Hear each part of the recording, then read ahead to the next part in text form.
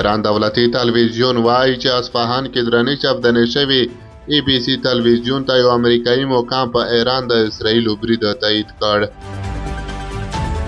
سلام ستړي مشئ پام وکړئ د ایران ټي وي یوټیوب چینل څخه تازه او مهم خبر ته. د ایران دولتي تلویزیون وایي چې اصفهان کې درنې چاپدنې شوي دي. ABC تلویزیون ته یو امریکایي مقام په ایران د اسرائیلو برید تایید کړ. د ایران دولتي تلویزیون راپور ورکړی چې د جمعې په سهار د اپریل 19 د ایران په اصفهان کې درنې چاودنې شوې دي او غږونه یې اورېدل شوي دي. د ایران په تهران او نورو ښارونو کې هوایي پروازونه ځنډول شوي دي. د ایران دولتي تلویزیون وایي خبري سرچینې راپور ورکوي چې د اصفهان په ولایت کې درنې چاودنې شوي. راپور وایي د چاودنو علت لا معلومه نه دی.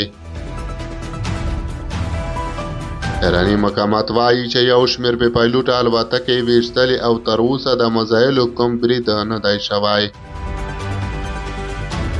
په همدې حال کې د امریکا غږ د ایران څنګه وایي چې د ABC نیوز راپور ورکړی دی چې یو امریکایي مقام ورته په ایران د اسرائیلو برید تایید کړی دی.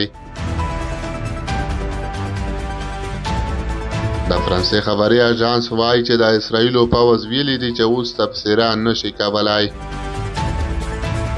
ایراني رسنۍ وایي چې په اصفهان کې د ایران اتومي تاسیسات خوندي دي. د ایران د مهر خبري اژانس د راپور په اساس خبر ورکړی دی چې تهران، اصفهان او شیراز او همدغه راز لویدیځ، شمالي لویدیځ او جنوب لویدیځ کې میدانونو ته پروازونه ځنډول شوي دي.